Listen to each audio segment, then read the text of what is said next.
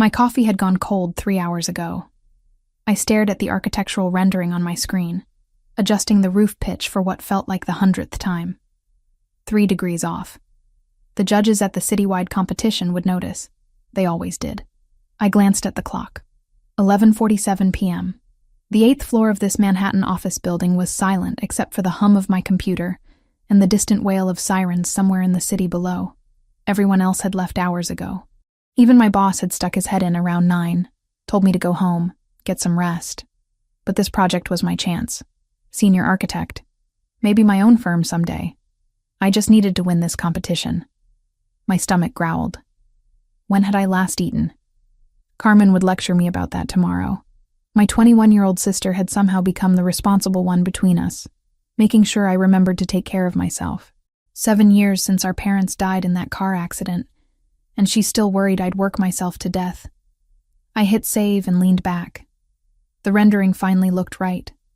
Clean lines, functional beauty, a community center the neighborhood desperately needed. For the first time all night, I smiled. The fire alarm shattered the silence. The piercing wail made me jump, my heart slamming against my ribs. I grabbed my phone and bag, leaving my laptop behind as I yanked open my office door. Heat slapped my face. Smoke, thick and acrid, was seeping through the hallway. Not a drill, not burnt popcorn. Real fire. The emergency lights cast everything in hellish red as I ran toward the south stairwell. I knew this building's layout by heart. We'd consulted on the renovation 2 years ago. I pushed through the metal door into the concrete shaft and immediately started coughing. The smoke was worse here, a choking fog that burned my lungs. I counted steps down, keeping one hand on the wall. 8 floors. Just get down 8 floors. By the 5th floor landing, I could barely see. Each breath felt like inhaling broken glass. That's when I nearly tripped over him. A man, sprawled across the landing, blocking my path. Blood matted his black hair above his temple. More blood soaked through his white dress shirt on his right side. The fabric torn and shredded. Not burned. Cut. Stabbed, maybe. My hands moved before my brain could catch up, checking for a pulse. Strong. Steady. He was alive. I shook his shoulders. Nothing. Dead weight.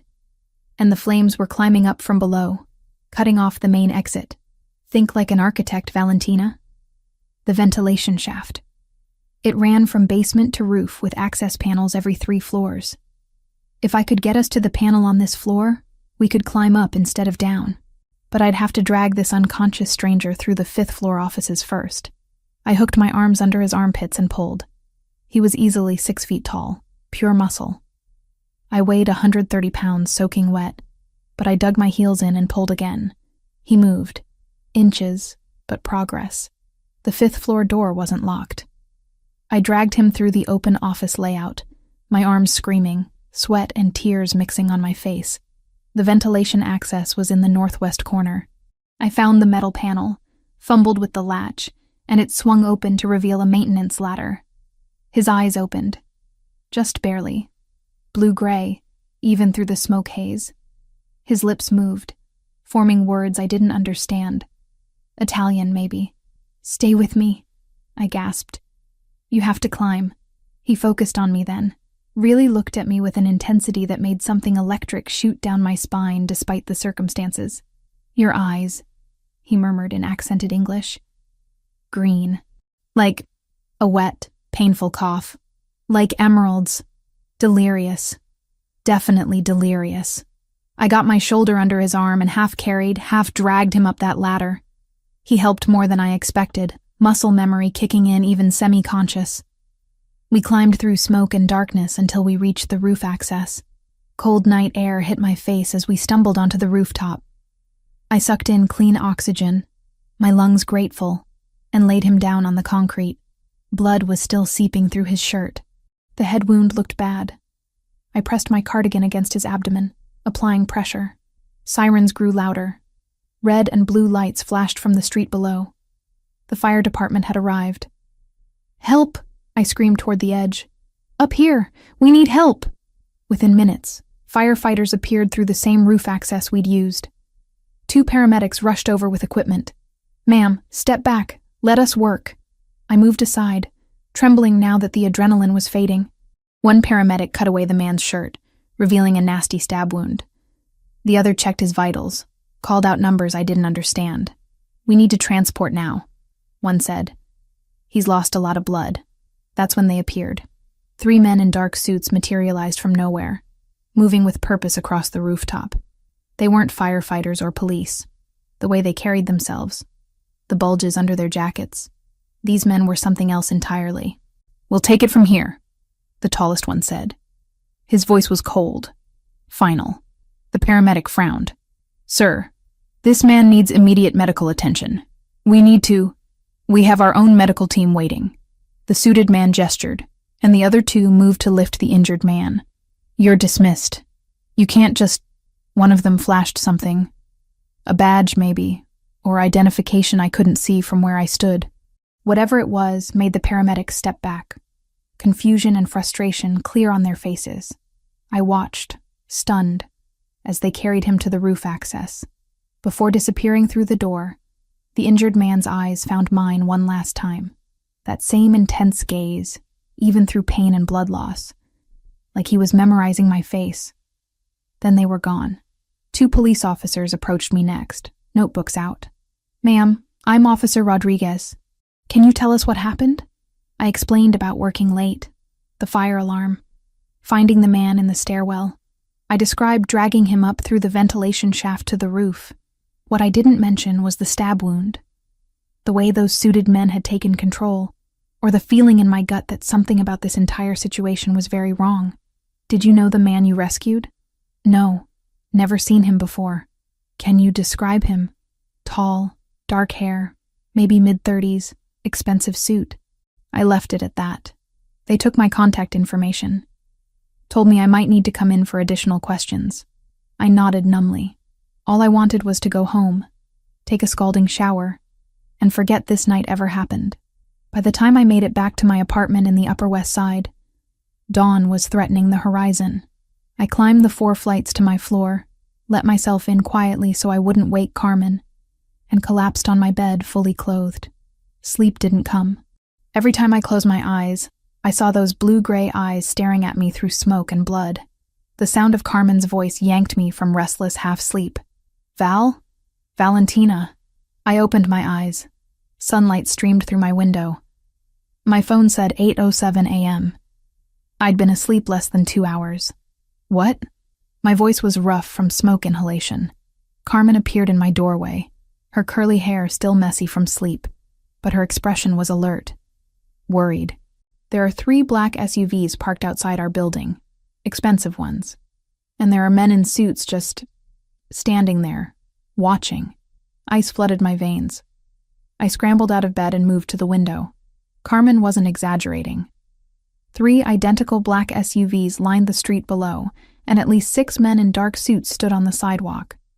Waiting. Not talking. Just watching our building. My phone rang. Unknown number. My hand trembled as I picked it up. Every instinct screamed not to answer, but something made me swipe to accept. "Hello? Miss Valentina Brennan." A man's voice. Smooth, accented, controlled. "I believe we need to talk." The voice on the phone was smooth as expensive whiskey, with an accent that turned each word into something deliberate. Dangerous. "Who is this?" My voice came out steadier than I felt. "My name is Rafael Cordemare. We met last night under unfortunate circumstances. You saved my life, Miss Brennan. I'd like to express my gratitude properly." I glanced at Carmen, who was still staring out the window at the SUVs. My heart hammered against my ribs. "I don't know what you're talking about." A soft laugh, not mocking, almost appreciative. "The fire at the office building on 7th Avenue, the stairwell on the 5th floor. You dragged me through a ventilation shaft despite weighing a fraction of what I do. Your eyes are green, like emeralds, I believe I said." Heat flushed my cheeks. He remembered that? Through blood loss and smoke inhalation, he remembered saying that? "How did you get my number?" "I have resources." A pause. "I also know you live on the 4th floor of a building on West 83rd Street with your sister Carmen, who's 21 and studying medicine. You work as a junior architect at Morrison & Associates. Your parents died 7 years ago in a car accident on the Taconic Parkway. You have $43,000 in student loan debt and send $400 monthly to a care facility in Baltimore, where your grandmother lives with advanced dementia. My blood turned to ice. Are you threatening me? On the contrary. I'm demonstrating that I take my debts seriously. You saved my life, Valentina. That matters. In my world, it matters more than anything. Your world. I looked at the SUVs again. What world is that exactly? One we should discuss in person. Dinner tonight. 7 o'clock. I'll send a car. I'm not getting in a car with strangers who investigated my entire life. Then I'll meet you somewhere public. Choose the location. I don't want to meet you at all. I don't want anything from you. Just leave me alone. Silence stretched for several seconds. When he spoke again, his voice had changed. Softer, but somehow more intense. I'm afraid that's not possible. What happened last night has consequences. For both of us, but especially for you and your sister. The men who tried to kill me know you exist now. They have security footage from the building. They know you saved me. That makes you a target. Fear clawed up my throat. Why would I be a target? I didn't do anything except help someone who was hurt. Because in their culture, saving me is the same as choosing a side. And the Russian bratva doesn't forgive perceived enemies. He let that sink in. Dinner, Valentina. Let me explain. Let me protect you. It's the least I can do. The Russian what? 7 o'clock. There's a restaurant in Little Italy. Osteria di Luna. I'll reserve it. I can't just... The SUVs will leave once you agree. They're there to ensure no one else gets to you first. My hands were shaking. I looked at Carmen, who was chewing her bottom lip, anxiety written across her face. Fine. 7 o'clock. But I'm driving myself. As you wish. The address will be sent to your phone. He paused. Thank you, Valentina. For last night, and for tonight. The call ended. The SUVs pulled away within minutes, disappearing into Manhattan traffic like they'd never been there. Val, what the hell is going on? Carmen grabbed my arm. Who was that? The man from the fire. I sank onto the couch. He wants to thank me. Apparently. With a fleet of SUVs and men in suits? That's not normal gratitude. No. I rubbed my face. It's really not. 7 o'clock arrived too quickly. I'd spent the day Googling Rafael Cortemare and finding almost nothing. No social media. A few business records linking him to import companies and restaurants. One society page photo from 3 years ago at a charity event, where he stood in a tuxedo looking like he owned the room. I chose black jeans and a simple green sweater. Nothing fancy. This wasn't a date. This was...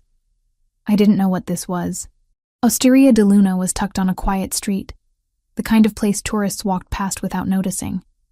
Old-world Italian, with ivy climbing the brick facade and warm light glowing through leaded glass windows. The front door was locked. I knocked. A man in a suit opened it. Not the same ones from this morning, but cut from the same cloth. He looked at me, nodded once, and stepped aside. The restaurant was empty except for one table.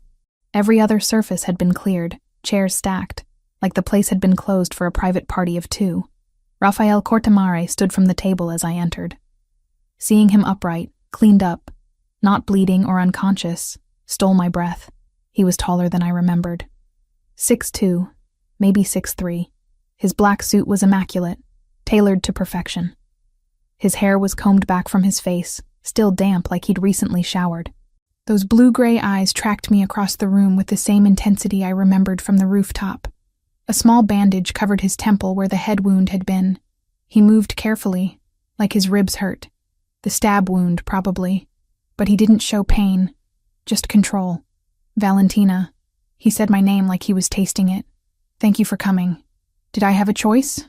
That almost smile appeared. There's always a choice. You could have refused, called the police, run. I Googled you. There's almost nothing.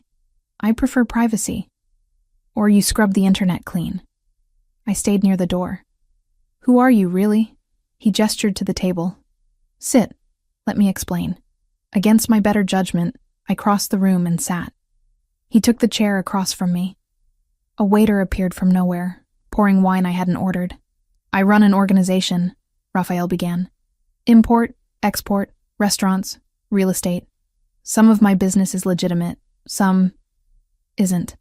I won't insult your intelligence by pretending otherwise. You're a criminal. I prefer businessman. But yes, technically. He watched my reaction. Does that frighten you? Should it? Not from me. I don't hurt innocents. I have rules, lines I don't cross.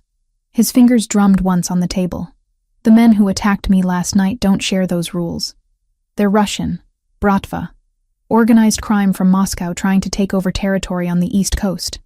I was meeting an informant who claimed to have information about their operations. It was a trap. They tried to kill you. Yes, 2 men ambushed me in that office building. I managed to eliminate them, but not before taking damage. They hit my head, stabbed my side, then set the fire to destroy evidence. I would have died if you hadn't found me. His eyes held mine. You risked your life for a stranger. Why? Because you needed help. That's it? No hesitation? No thought for your own safety? I'm a human being. You were hurt. I couldn't just leave you. Something shifted in his expression. Softness I didn't expect. Most people would have, especially in this city. You're unusual, Valentina Brennan. The waiter returned with food I hadn't ordered. Fresh pasta, perfectly seasoned. My stomach reminded me I'd barely eaten all day. I don't want your money, I said. Or gifts. Or whatever you think you owe me. What do you want? To go back to my normal life. To stop being involved in whatever this is. Raphael leaned back, wincing slightly. The movement pulled at his injury. I can't give you that. The Bratva knows your face now. They'll come for you eventually. To punish me through you. Or to use you as leverage. Then what am I supposed to do? Let me protect you. And your sister. By surrounding us with armed men? By controlling where we go? By keeping you alive? His voice hardened. Make no mistake, Valentina. These men will hurt you. They'll hurt Carmen. They don't care that you're innocent. Fear curled in my stomach, but I pushed it down. And what do you get out of protecting me? Nobody does something for nothing. Peace of mind. He picked up his wine glass. And perhaps your company. I find you fascinating. I'm not fascinating. I'm an architect who works too much. You're brave, resourceful. You don't want anything from me when most people want everything. His gaze traced my face. That green sweater brings out your eyes. I was right about the emeralds. Heat flushed through me. Not fear this time. Something else. Something I absolutely should not be feeling for a man who just admitted to being a criminal. This is insane, I whispered. Yes, I should walk out right now. You should, but I didn't move. And from the way he watched me, he knew I wouldn't. His phone buzzed. He glanced at it, and his entire demeanor changed. The relaxed, almost flirting vanished, replaced by cold calculation. What? I asked. He turned the phone toward me. A photo filled the screen. Carmen, walking out of her university building. 2 men in leather jackets following 10 feet behind her. The angle suggested it had been taken by someone else. Someone watching. Below the photo, a message in Cyrillic alphabet. What does it say? My voice shook. Raphael's jaw tightened. It says they know. Raphael was on his phone before we even left the restaurant, speaking rapid commands in a language I assumed was Italian. His entire demeanor had shifted from the almost charming man across the dinner table to something cold and lethal. This was the real Raphael Cortemare, the one who ran a criminal empire. Get Carmen, now. He held the door open for me, his hand at my back guiding me toward a waiting SUV. My people will bring her to a secure location. You're coming with me. I'm not going anywhere until I know my sister is safe. She won't be safe if you're standing on a Manhattan street arguing with me while Russian hitmen triangulate our position. His eyes met mine, and I saw genuine fear there. Not for himself. For me. Please, Valentina, trust me this once. The SUV pulled up. I got in.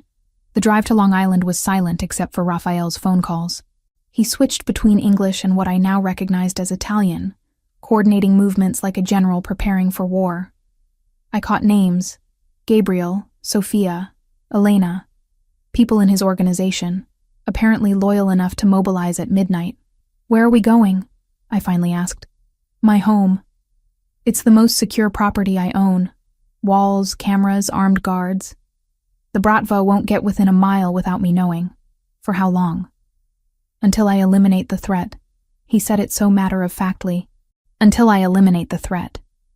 Like he was talking about fixing a leaky faucet, not killing people. The mansion appeared through the trees like something out of a Gothic novel. Stone and glass, lit from within, surrounded by walls that looked more suited to a military compound than a home.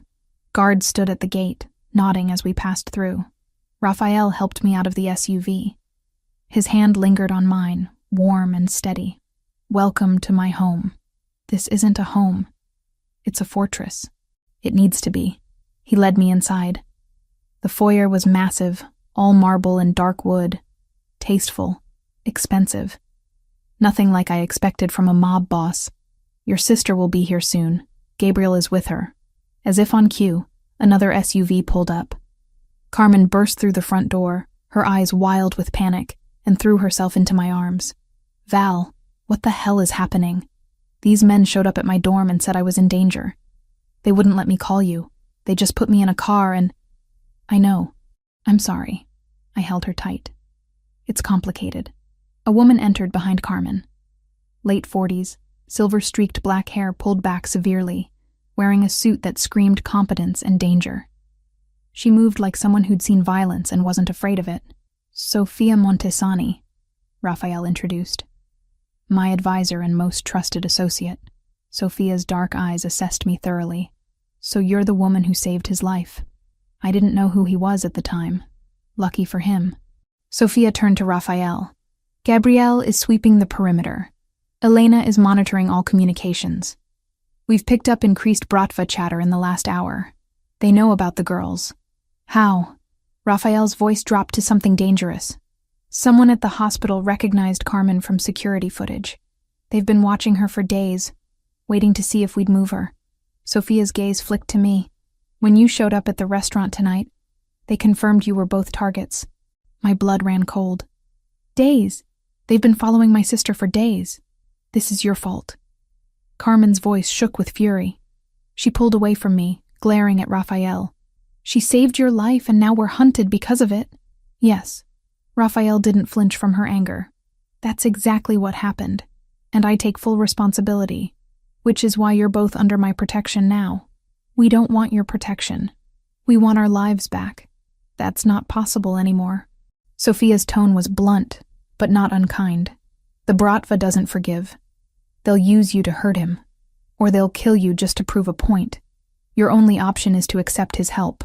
Carmen looked at me, tears streaming down her face. "Val?" I pulled her close again. "We don't have a choice, Carmen. Not right now." Raphael gestured toward the stairs. "Sophia will show you to your rooms. East wing. Private. You'll have everything you need." The rooms were beautiful. A suite larger than our entire apartment, with 2 bedrooms connected by a shared sitting area. Plush furniture, art on the walls, windows overlooking gardens lit by soft landscape lighting. Luxury I'd only seen in magazines. Carmen collapsed on one of the beds. "This is insane. This is actually insane." "I know. Are we prisoners?" "I don't think so. Not exactly. But I wasn't sure. The line between protection and captivity seemed very thin." Sophia appeared in the doorway. "There are clothes in the closets, your sizes, toiletries in the bathrooms. If you need anything, press the intercom. Someone will respond immediately." "How did you know our sizes?" I asked. "Raphael is thorough." She turned to leave, then paused. "For what it's worth, he's genuinely trying to keep you safe. He doesn't make promises lightly." After Sophia left, I helped Carmen get ready for bed. She was exhausted, emotionally wrung out. Within minutes of lying down, she was asleep. I wasn't tired. Too much adrenaline, too much fear, too many questions racing through my mind. I changed into pajamas someone had provided, soft cotton that fit perfectly, and left the suite. The mansion was quiet. I wandered through hallways, memorizing the layout with my architect's eye. North wing offices, South wing, private quarters. Center was public spaces. And then I found the library.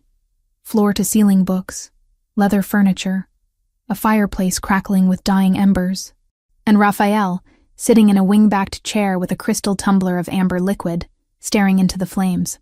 "Can't sleep either?" I asked from the doorway. He looked up, and something in his expression softened. "The guest accommodation's not to your liking. They're beautiful. Probably the nicest room I've ever been in." I stepped inside. "I just needed to think. And I'm disturbing your solitude." "No." I sat in the chair across from him. "Actually, I have questions. I assumed you would." He took a slow sip of his drink. "Ask. That scar on your eyebrow. How did you get it?" He touched it unconsciously. "My father. I was 12. My mother had just died of cancer. At the funeral, I cried. He said courtmary men don't show weakness. When we got home, he hit me with his ring. Split the skin. Told me to remember. Horror curled through me. Your father did that? He did worse to others. He was a brutal man. Effective, but brutal." Raphael's eyes met mine. "I'm not him, Valentina. I do what's necessary for my business, but I have lines I don't cross. I don't hurt innocents. I don't tolerate trafficking or violence against women and children. I'm a criminal, yes, but I'm not a monster. You kill people. People who chose this life, who understand the risks. Not civilians, not people like you. Then why did you assume control after he died? Why not walk away? Because the alternative was watching everything collapse into chaos. Men who worked for us being killed or absorbed by other families. Businesses destroyed. I took control to protect what was ours. And maybe," he hesitated, "maybe to prove I could do it better. Without his cruelty." The vulnerability in his admission surprised me. This powerful, dangerous man admitting he'd wanted to prove something to a dead father who'd abused him. "My parents died when I was 19, I said quietly. "Car accident. Carmen was only 14. I became her legal guardian overnight. Dropped out of college for a year to work, pay bills, keep us afloat. When I finally went back to finish my degree, I worked 3 jobs to cover tuition and her expenses. I've been responsible for her ever since." "That's why you saved me." Raphael leaned forward. "You see someone in trouble, you help. It's who you are. Maybe I'm just stupid." "No, you're good. Genuinely good. That's rare in my world." His gaze traced my face. "It's rare anywhere."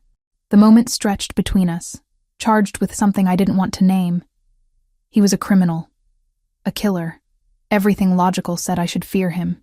But sitting in that library, firelight casting shadows across his face, all I felt was an impossible pull toward this complicated, dangerous man who'd been hurt by his father and built an empire from pain.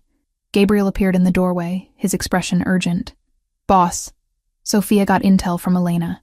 We have a problem. 3 days." That's how long it had been since Gabriel interrupted us in the library with news of increased Bratva movements. 3 days of living in Raphael's fortress, watching Carmen struggle between fear and resentment, feeling the weight of armed guards following my every step outside our suite, and 3 days of Raphael keeping a careful distance from me.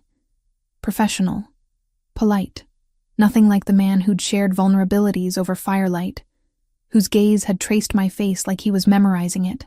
Until tonight. Sophia burst into the dining room where Carmen and I were picking at our dinner. Her expression was grim. "They're moving on the hospital. Mount Sinai. They've taken a patient hostage. Man in his 70s with ties to your organization." She looked at Raphael. "They're using him as bait to draw out Carmen." My sister went pale. "The hospital where I volunteer?" "Yes." Raphael was already on his feet, phone in hand, issuing rapid commands. "Gabriel, mobilize everyone. We intercept before they breach the building." "Wait." I stood too. "I know that hospital. My firm did the renovation plans 2 years ago. I know every entrance, every stairwell, every blind spot in their security." Raphael barely glanced at me. "Not relevant. You're staying here." "It's completely relevant. If you want to evacuate patients without causing panic, I can tell you exactly how to move through the building without triggering main hallways. I can help." "Absolutely not." She has a point, boss. Gabriel appeared in the doorway, already armed. Hospital layouts are complicated. Having someone who knows the architecture could save time. She's a civilian. She's also the reason we're in this mess. I regretted the words the moment they left my mouth. But I didn't take them back. Let me help fix it. Raphael's jaw tightened. For a long moment, he just stared at me. Then reluctantly, fine, but you wear a vest, and you follow my orders exactly. No arguments. No heroics. The bulletproof vest was heavy, uncomfortable, making it hard to breathe as I climbed into the SUV. Raphael sat beside me, silent and coiled tight like a spring about to snap. Why did you really agree? I asked quietly. Because you're stubborn enough to try something foolish if I left you behind. His eyes met mine. And because I can protect you better if you're where I can see you. We reached Mount Sinai at 4:37 a.m. The hospital was a massive complex of interconnected buildings, most of the windows dark at this hour. Raphael's men were already positioned around the perimeter. Sophia coordinated through an earpiece, her voice calm and efficient. Security is on our payroll, she told me. They're evacuating the patient quietly through the service elevator. You need to guide our people through the fastest route to the underground parking where the exchange is supposed to happen. My architect's brain kicked in. I pulled up the renovation plans on my phone, traced the route with my finger. There. Loading dock access to the basement level, connects directly to parking structure. Avoids all main corridors. Smart girl, Gabriel murmured. We moved through the hospital like ghosts.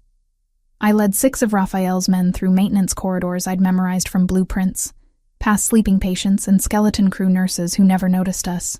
By the time we reached the underground parking level, it was 5:03 a.m. The Russians were already there. 4 men. Maybe 5. It was hard to tell in the shadows cast by flickering fluorescent lights. They stood near a black van, weapons visible. Professional. Calm. Waiting. Raphael stepped forward into the light, and I finally saw him as he truly was. Not the vulnerable man sharing whiskey by firelight. Not even the controlled businessman across a dinner table. This was Raphael Cortamare in his element. Cold, lethal, absolute. You're on my territory. His voice carried across the concrete expanse. Leave, now. One of the Russians laughed. Cortamare, we were hoping you'd come yourself. Makes this easier. Where's the patient? Released. We don't actually want him. We want the sister. He gestured vaguely in my direction, even though I was hidden behind a pillar. The one who saved your life. Viktor Sokolov sends his regards. Tell Viktor he can deliver his regards in person. Raphael's hand moved to his weapon. After I'm done with you. Everything happened at once. Gunfire erupted. I ducked behind the pillar, hands over my ears, my heart trying to punch through my ribs. The sound was deafening in the enclosed space. Concrete exploded where bullets struck. Glass shattered. Men shouted in Russian and Italian. Through the chaos, I watched Raphael move. Fluid, precise. Each shot calculated. He wasn't just fighting.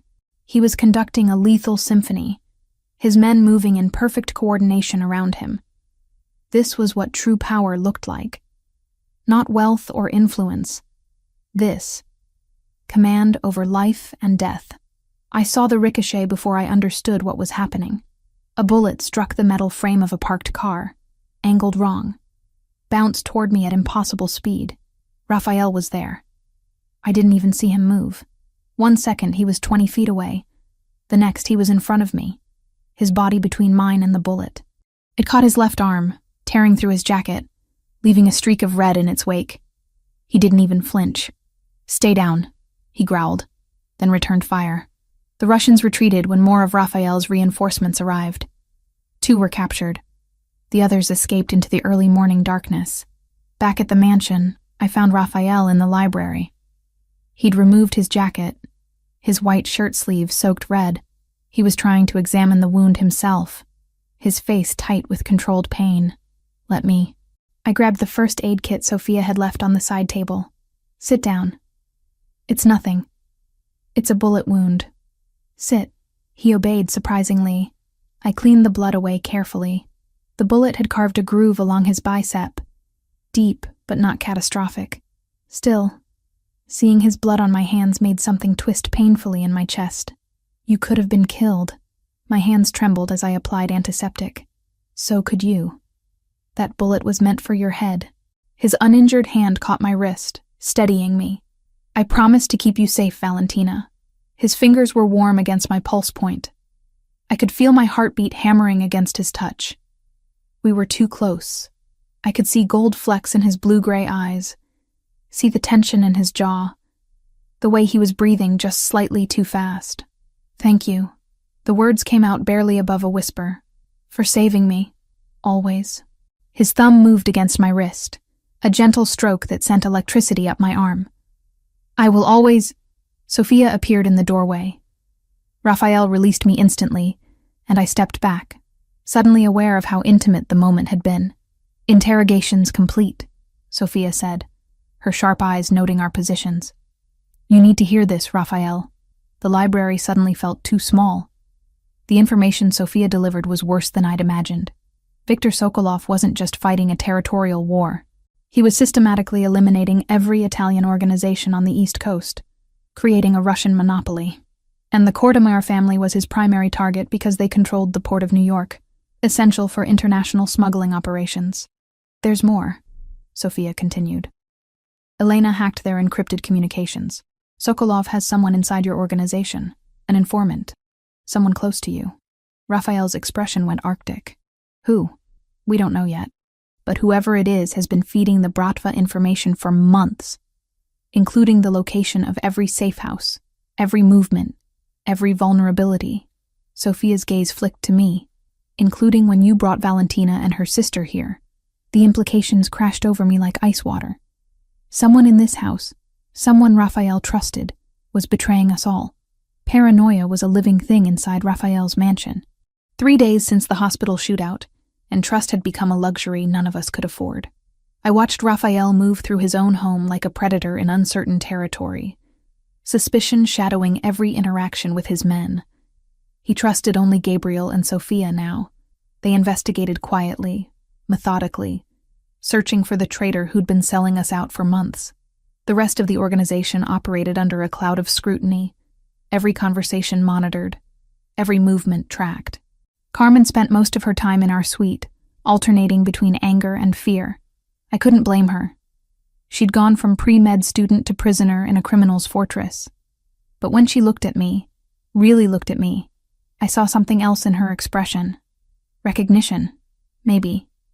Or judgment. You're falling for him.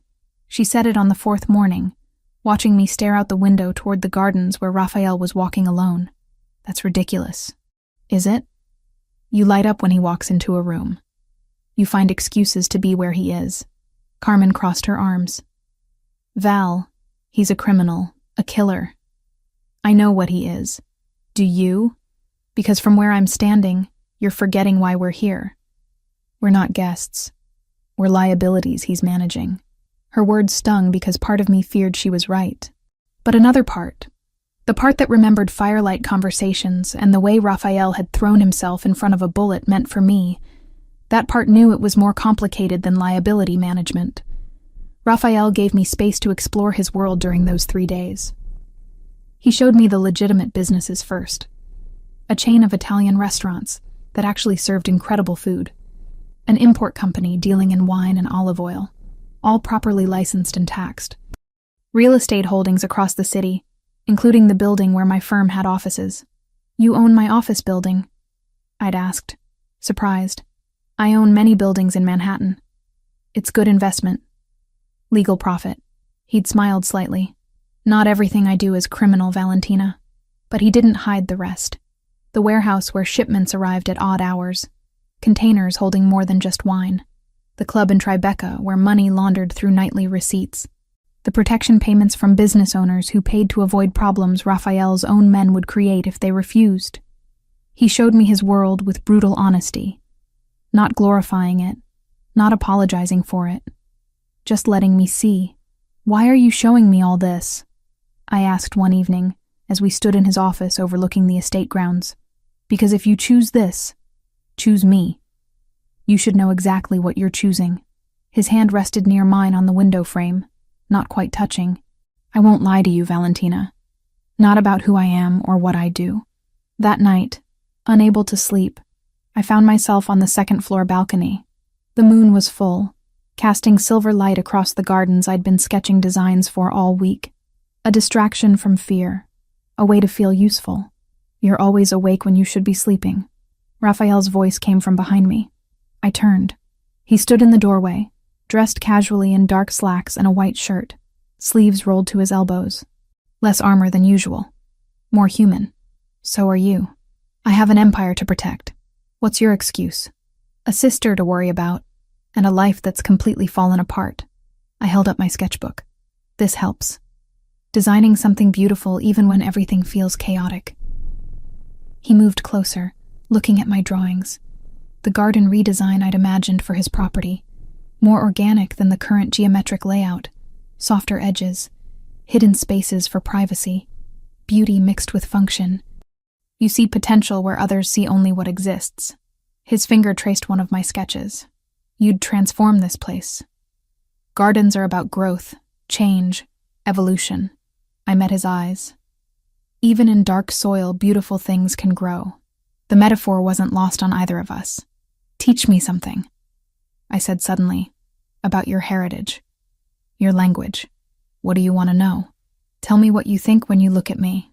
The boldness surprised us both. Raphael's expression shifted. Vulnerable. Raw.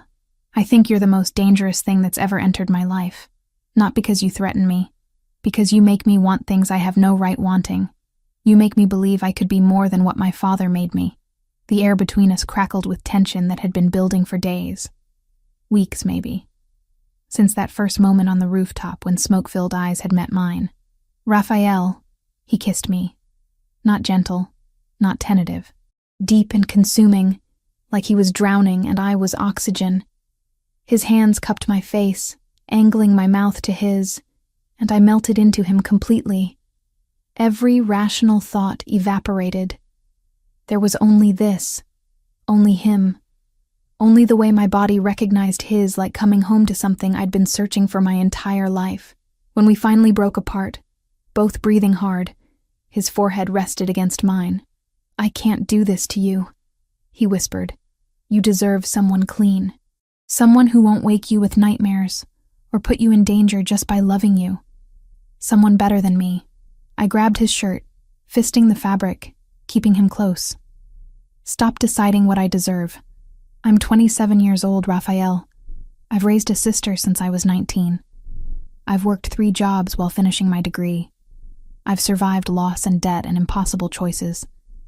I'm not some naive girl who needs protecting from her own decisions. Valentina. I choose you. The words came out fierce, certain. I choose this. Whatever happens, I'm choosing it with my eyes open. His thumb traced my cheekbone. You'll regret it. Maybe. But it'll be my regret. My choice.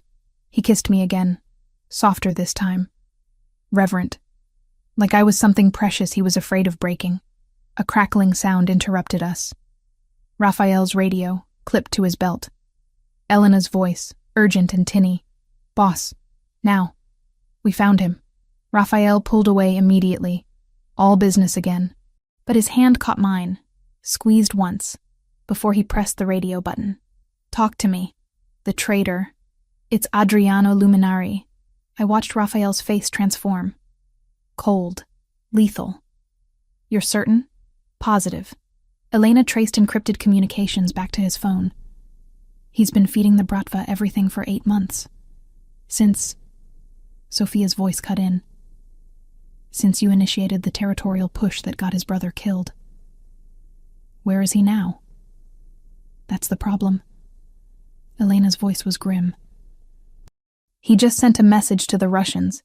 He gave them the Queen's safe house location, where Carmen was moved yesterday. My heart stopped. Carmen? Gabriel's with her. Only 4 men for security. We thought it was temporary, just overnight. Sophia's voice tightened. Russians are mobilizing. Elena intercepted the chatter. They'll be there in 15 minutes. Raphael was already moving, pulling me with him toward the stairs. Get everyone, now, full mobilization. Raphael! My voice broke. My sister. I know. His eyes met mine, and I saw the promise there. I'll get her back. I swear it. We ran through the mansion, sirens already blaring, men scrambling to vehicles. Carmen was in danger because of me, because I'd saved Raphael, because I'd chosen this world, and we had 15 minutes to save her life. The drive to Queens was 40 minutes of pure hell. I sat in the back seat of the SUV, pressed between Raphael and Sophia, watching city lights blur past at speeds that should have terrified me. But fear for Carmen eclipsed everything else. Raphael was on the phone constantly, coordinating his forces in clipped Italian. His face was carved from stone, emotionless, but his hand found mine in the darkness, fingers interlacing, grip almost painful. That squeeze was the only indication he felt anything at all. "We're 5 minutes out," Gabriel's voice crackled through the radio. "I've got visual on the safe house. Gates intact. No movement outside." Raphael's jaw tightened. "Stay sharp." We arrived at 2:47 a.m. according to the dashboard clock. The safe house was a nondescript building in a residential neighborhood, the kind of place that blended into Queen's anonymity. Except the gate hung crooked on its hinges. The front door stood open, and even from the street, I could see broken glass glittering on the concrete. Raphael was out before the SUV fully stopped, weapon drawn, moving toward the building with lethal precision. Gabriel and 4 other men flanked him. Sophia grabbed my arm when I tried to follow. "Stay in the vehicle. That's my sister in there. Which is why you stay here. You can't help her if you're dead." I watched through the windshield as they entered the house. Every second stretched into eternity.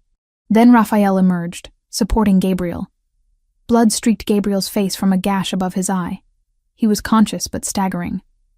Raphael's expression when he looked at me confirmed my worst fear. Carmen was gone. I was out of the SUV and running before Sophia could stop me. Inside the safe house, I found 2 of Raphael's men dead. Clean shots to the head. Professional. The kind of killing that left no room for survival. "How long?" Raphael barked at Gabriel. "Maybe 10 minutes. They came through the back. 6 of them. Took Carmen and vanished." Gabriel winced. "I'm sorry, boss. I tried." "I know." Raphael's voice was ice. "Elena, talk to me." The woman's voice came through his earpiece, loud enough for me to hear. "I'm in their system. Hacked the cameras at 3 Bratva locations. Found her. Red Hook, Brooklyn. Warehouse district near the old grain terminal." "How many hostiles?" "Can't tell. But Sokolov just sent a message." Elena's voice dropped. "He wants to trade. Carmen for Valentina. Says you have 1 hour to decide." The world tilted. Raphael's eyes met mine, and I saw something break in them. Fury mixed with desperation. "Not happening." "Raphael?" "No." He grabbed my arms. "I will not trade your life for hers. We're going in. Full assault. I'll get Carmen out. And if he kills her the moment you breach that warehouse?" My voice shook. "He's using her as bait. But it's me he really wants. Let me do this." "Valentina, no. She's 21 years old. My sister. My responsibility." Tears blurred my vision. "This is my fault. I saved you. I brought this down on her. Let me fix it." Sophia touched Raphael's shoulder. "Boss, we need to move. 1 hour isn't much time." Raphael's hands tightened on my arms. Then he pulled me against his chest, held me so tight I couldn't breathe. "I will come for you. Both of you. Do you understand? This isn't goodbye. This is me asking you to trust me one more time. Always." He kissed me then. Hard and desperate and full of promises we both knew he might not be able to keep. Then he released me and turned to his men. "We have 53 minutes. Get me schematics of that warehouse. I want every entry point, every window, every way in and out. Sophia, coordinate with the other families. I don't care what favors I owe. I need every available man in Red Hook in 40 minutes. The plan was flawless. Precision, strategy. Everything Raphael was famous for. Except I wasn't part of it. Back at the mansion, they left me in the command center with Elena monitoring her screens. Raphael and his forces mobilized, heading for Red Hook. I had 20 minutes before they arrived at the warehouse. 20 minutes to do what I had to do. Elena was brilliant with technology, but useless at physical security. I'd been studying this mansion for days, using my architect's eye to memorize layouts, to notice the maintenance corridor that connected the east wing to the garage, the exit that bypassed all the main security checkpoints because it was designed for staff and deliveries. I found the corridor, slipped through like a ghost, and reached the garage where a dozen vehicles sat idle. Keys hung on hooks labeled by car. I grabbed the first set I found, climbed into a BMW, and drove through the service gate that opened automatically for outgoing vehicles. I was half a mile away before anyone noticed. I used my phone to call the number Sokolov had sent. A voice answered in accented English. "The Kortemar girl. Calling to beg? I'm calling to trade. Me for Carmen. I'm on my way to Red Hook now. Alone." Silence. Then, "You're lying. Kortemar would never allow it. He doesn't know. I left. Tell Sokolov I'll be there in 30 minutes. He gets what he wants. Me. But Carmen walks free. How do we know this isn't a trap? Because if Raphael knew I was coming, he'd stop me. This is my choice. My trade. Tell Sokolov." I ended the call before they could respond. My hands shook on the steering wheel. What I was doing was insane. Suicidal, probably. But Carmen was innocent. She'd been dragged into this because of me. Because I'd saved a stranger in a burning building without knowing he was a mafia boss. I'd fix this. Or die trying. The warehouse district in Red Hook was exactly as bleak as I'd imagined. Abandoned buildings, broken streetlights, the smell of industrial decay and salt water. I followed the address Elena had identified, found the warehouse with its rusted door and shattered windows. 3 men waited outside. They grabbed me the moment I stepped out of the car, searched me for weapons or wires, then dragged me inside. The warehouse was cavernous, empty except for chains hanging from the ceiling and Carmen tied to a chair in the center. She looked up as they pushed me forward, her eyes widening in horror. "Val? No, what did you do?" "Saved you." I tried to smile. Failed. "It's okay, Carmen. It's going to be okay." Viktor Sokolov emerged from the shadows, tall, barrel-chested, with cold eyes and a smile that promised violence. "The hero. Twice now you save lives. Kortemares, now your sisters." He circled me slowly. Such selflessness is rare. Stupid, but rare. Let her go.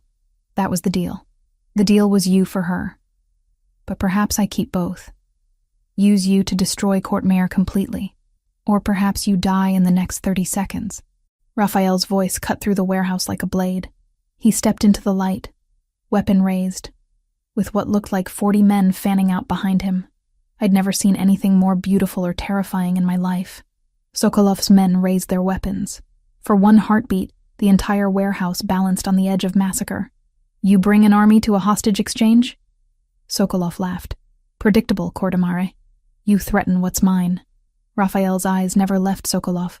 Also predictable. Gunfire erupted. I dropped, crawling toward Carmen as bullets shredded the air above us. Raphael's men moved like a coordinated machine, taking positions, returning fire with brutal efficiency. I reached Carmen, started working on her ropes with shaking fingers. "You came for me," she sobbed. "Always. I'll always come for you." The rope finally gave. Carmen's hands came free, just as I saw Sokolov running toward a back door. He slammed something on the wall as he disappeared. A digital timer, glowing red, counting down from 30 seconds. "Bomb!" someone shouted. Raphael was there cutting my ropes, pulling us both to our feet, his arm around my waist, supporting Carmen with his other hand. He ran. 20 seconds. 15. The exit seemed impossibly far. 10 seconds. 9. We burst through the door and into the cold night. 5. 4. Raphael threw us both to the ground, covered our bodies with his. The explosion was deafening. Heat and pressure blasted over us. Debris rained down, concrete and metal and fire. When the ringing in my ears finally subsided, Raphael was pulling us up, checking for injuries with hands that moved over us frantically. "Valentina, Carmen, are you hurt?" Carmen had bruises on her face. a cut on her lip. But she was alive, conscious. I'm okay. Val? I'm fine. I clung to Raphael. You came. Always. He crushed me against him. Don't ever do that again. Don't ever sacrifice yourself like that. Promise me. I can't. She's my sister. His laugh was strained. Then I'll have to make sure neither of you are ever in danger again. Back at the mansion, a doctor treated Carmen while Sophia debriefed Raphael on casualties. 2 of his men dead, 5 injured. Sokolov escaped through underground tunnels. The warehouse was ash. I sat with Carmen until she fell asleep, exhausted and medicated. Then I found Raphael in his office, staring at a computer screen. What is it? He turned the monitor toward me. A video file. Playing on loop. The view was from outside the mansion, zoomed in on our bedroom window. A red laser dot danced across the glass where I'd stood just hours ago. Below the video, a message in English. I know where she sleeps. Sokolov hadn't given up. He'd just declared war. The bunker beneath Raphael's mansion wasn't what I expected. No cold concrete or steel walls. It was a fully furnished apartment, hidden 3 levels underground, with filtered air, stockpiled supplies, and enough security to withstand a siege. Carmen sat on one of the beds, arms wrapped around herself, still processing everything that had happened. We're safe here, Raphael said, though his expression told a different story. He was preparing for war, and safe was a relative term. For how long? I asked. Until I end this. He checked his weapon with practiced efficiency. Viktor Sokolov has declared war, not just on me, on every Italian family in New York. He wants a Russian monopoly on the East Coast. That makes him everyone's problem now. Sophia entered carrying a tablet, her face grim. The 5 families have agreed to meet. 1 hour. They want guarantees this won't blow back on their operations. Raphael's jaw tightened. They'll get their guarantees. Tell them I'm calling in every favor owed. Tonight, we dismantle the Bratva's entire New York operation. But the plan was audacious. 12 simultaneous strikes across the city. Nightclubs laundering Russian money. Warehouses storing smuggled weapons. Drug distribution points. Raphael coordinated with leaders whose names I'd only heard whispered in fear. The Fontanelli family. The Verziani brothers. Old enemies setting aside grudges because Sokolov threatened them all. Carmen watched me pace the bunker. You're going to do something stupid, aren't you? What? You have that look. The same one you had before you traded yourself for me. She stood, grabbed my arms. Val, please. Stay here. Let him handle this. I will. The lie tasted bitter, but I couldn't tell her the truth. That I'd already made arrangements with Sophia. That when Raphael left for war, I'd be following in a separate vehicle. Not to fight. I couldn't fight, but to be there. Because if something happened to him, I needed to know. Raphael returned to the bunker as his forces mobilized. He cupped my face with both hands. Those blue-gray eyes searching mine. Stay here. Promise me. I promise I'll be smart. Not the promise he wanted, but the only one I could give. He kissed me then, deep and desperate, like he was trying to memorize the taste of me. When this is over, we need to talk about our future. If you still want one with me, always. He left. The bunker door sealed with a heavy clang. I waited exactly 10 minutes.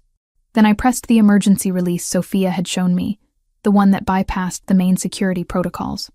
Carmen tried to stop me, but I was already moving. Sophia waited in the garage with a nondescript sedan. He's going to be furious. I know.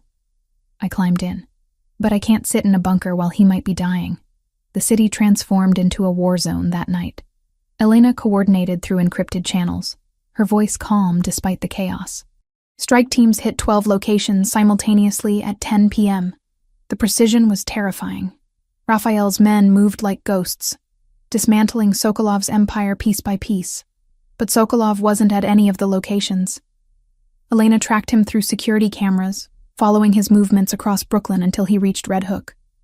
The port. Exactly where Raphael predicted he'd run. We arrived as the confrontation began. Raphael stood on the dock, backed by Gabriel and 30 men. Sokolov waited near a cargo ship, his own forces forming a barrier.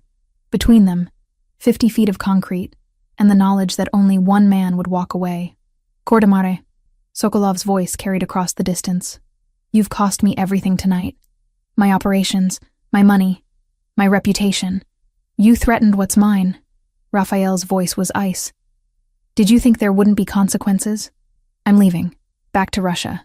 This is your victory. Let me go. No. Raphael stepped forward. You put a target on innocent women. You used civilians as weapons. You broke every code. There's no walking away from that. Sokolov smiled. Then we both die tonight. The gunfight erupted like thunder. I watched from behind a shipping container where Sofia had positioned us. My heart in my throat as Raphael and Sokolov's forces clashed. Men fell. Blood painted the concrete. The smell of gunpowder choked the air. Then it was just Raphael and Sokolov. Both out of ammunition. Both wounded. They circled each other like wolves, and I realized with horror they'd fight hand to hand. Sokolov was bigger, heavier, but Raphael was faster, more precise. They collided in a brutal exchange, fists and elbows, grappling, each trying to kill the other with bare hands. Raphael used the environment, slamming Sokolov against a steel post, using a chain hanging from a crane to choke him. Sokolov went down hard, gasping. Defeated. Raphael stood over him, chest heaving, blood running from a cut above his eye. It's over. But it wasn't. Sokolov's hand moved, pulling a backup weapon I hadn't seen. The gunshot cracked like a whip. Raphael staggered. Red bloomed across his chest, left side, near his heart. I was running before I could think, Sofia shouting behind me. I reached Raphael as he collapsed, pressed my hands against the wound, felt his blood hot and terrifying against my palms. No, you don't get to die. You promised to keep me safe. I can't be safe without you. Tears blurred my vision. Raphael, stay with me. Please. His eyes focused on mine. He tried to smile. Failed. Always. So stubborn. Because you taught me to fight for what I want. And I want you. Alive. I looked up at Sofia. Where's the medic? Already called. 2 minutes out. Those 2 minutes stretched into eternity. I kept pressure on the wound, kept talking to Raphael, kept him conscious through sheer force of will. The surgeon Sofia had on standby arrived with a mobile unit, worked on Raphael right there on the dock until he was stable enough to transport. 6 hours of surgery. 6 hours of pacing hospital corridors, while Carmen held my hand and Sofia coordinated cleanup of the night's carnage. Sokolov was dead. His organization dismantled. The Russian threat eliminated. But none of it mattered if Raphael didn't survive. The surgeon finally emerged, exhausted but smiling. He made it. Bullet missed his heart by 2 centimeters. He'll recover fully. I collapsed into Carmen's arms, sobbing with relief. 2 weeks later, Raphael was released from the secure medical facility. He recovered in his mansion while I returned to our apartment, per his request delivered through Sofia. He needed time to heal. Time to think. Time to decide if dragging me deeper into his world was fair. I gave him a week. Then I couldn't take it anymore. I drove to the mansion, walked past guards who'd been ordered to let me through, and found Raphael in the library. He looked thinner, paler, but alive. So beautifully, impossibly alive. Valentina, no. You don't get to push me away now. Not after everything. I crossed to him. I chose this. I chose you. And I'll keep choosing you every single day if you let me. His hand caught mine. Pulled me down to sit beside him. You deserve better than a life of looking over your shoulder, than wondering if tonight's the night someone comes for me. For us. Maybe. But I don't want better. I want you. I laced our fingers together. The question is, do you want me? More than anything. His voice broke. You terrify me, Valentina Brennan. Because losing you would destroy me completely. Then don't lose me. Keep me. Let me stay. He kissed me then. Gentle because of his injuries, but no less intense. A promise. A beginning. When we finally pulled apart, he was smiling. Really smiling. I love you, he said. Simple. True. I've loved you since you dragged me out of that burning building. I love you too. Even though you're complicated and dangerous and probably terrible for my blood pressure. His laugh was warm. Real. So what happens now? Now we figure out how to build a life together. One where Carmen can finish medical school without armed guards. One where I can practice architecture. One where you run your empire but come home to me every night.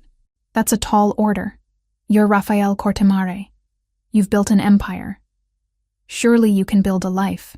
He pulled me closer, careful of his wounds. With you, I'll build anything. 2 weeks felt like 2 years.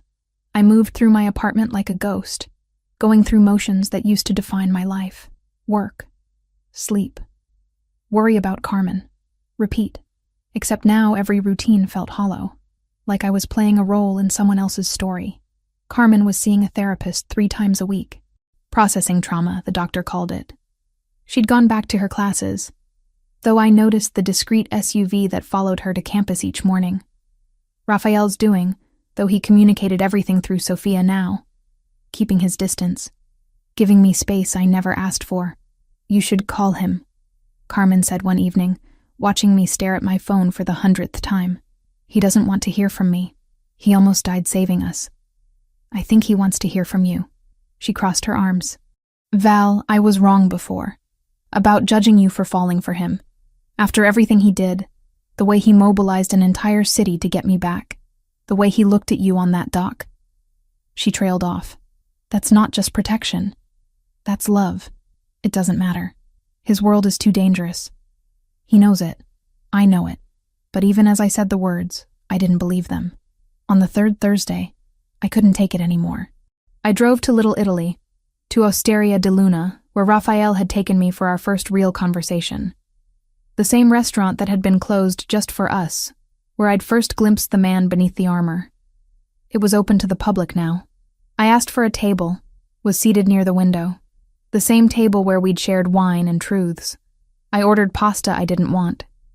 Drank wine that tasted like regret. Still can't sleep without making sure everyone else is taken care of first. I looked up. Raphael stood beside my table, dressed in a dark suit that made his blue-gray eyes even more striking. He looked healthier than 2 weeks ago. The color had returned to his face.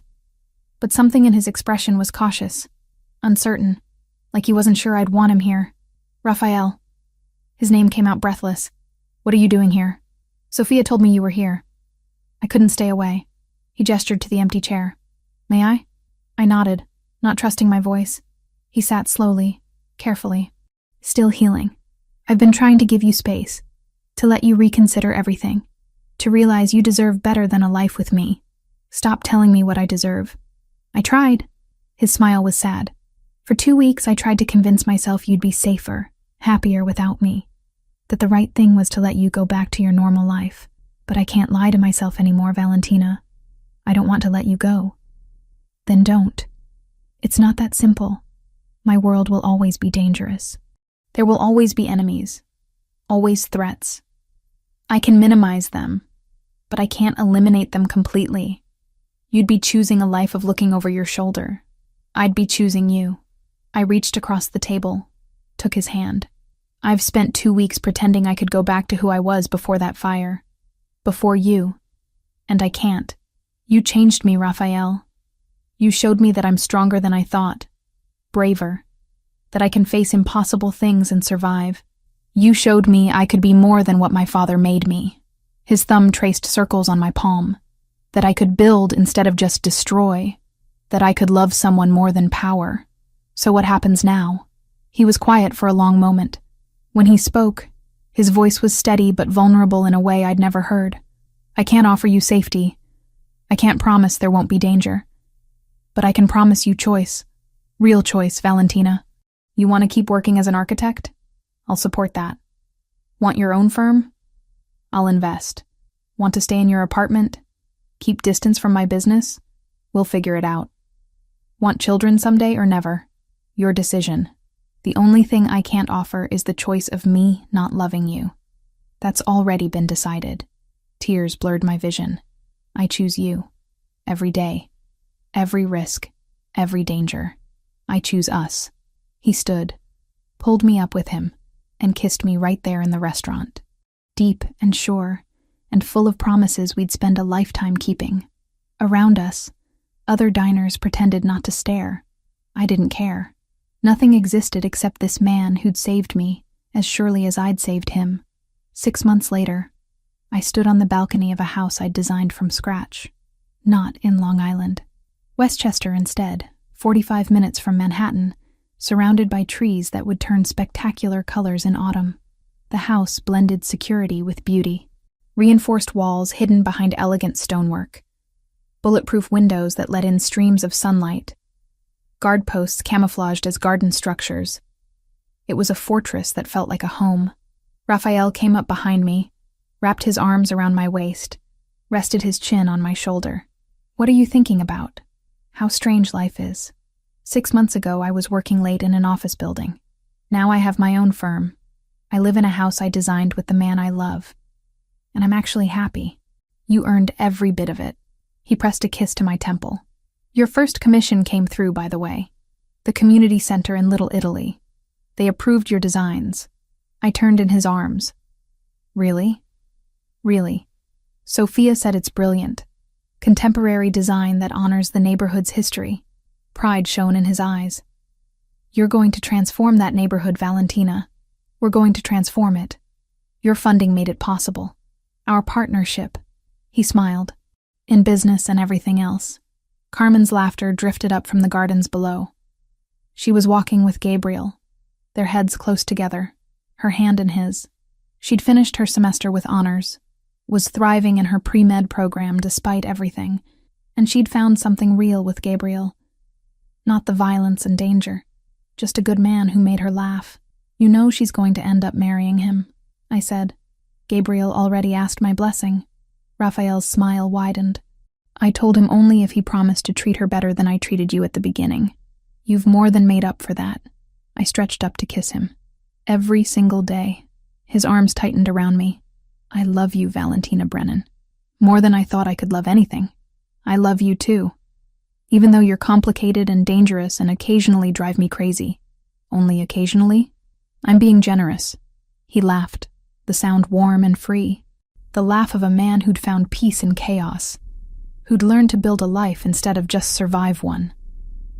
Sophia appeared on the balcony, tablet in hand. "Sorry to interrupt. Valentina, the permit for the community center came through. Construction can start next month." She handed me a folder. "Also, this came for you, from the Orfanato Fund." I opened it. A thank you letter from the children's home Raphael had established in my name. The one he'd funded after I'd mentioned wanting to help kids who'd lost parents like Carmen and I had. He'd made it real without asking, just signed the papers and made it happen. "You're going to make me cry," I whispered. "Then I'm doing something right." Raphael took the letter, set it aside, and pulled me close again. "Come on, let's go inside.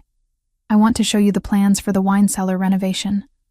Unless you'd rather keep watching the sunset. The sunset can wait." I laced my fingers with his. "I'd rather be with you." We walked inside together, into the home we'd built, the life we'd chosen, the future we'd create despite all odds. Behind us, the sun painted the sky in shades of gold and crimson, a promise of tomorrow, a reminder that even in darkness, there was always light if you fought hard enough to find it. And we had fought. Through fire and blood and impossible choices, we'd earned this peace, this love, this life, and I wouldn't change a single moment of it.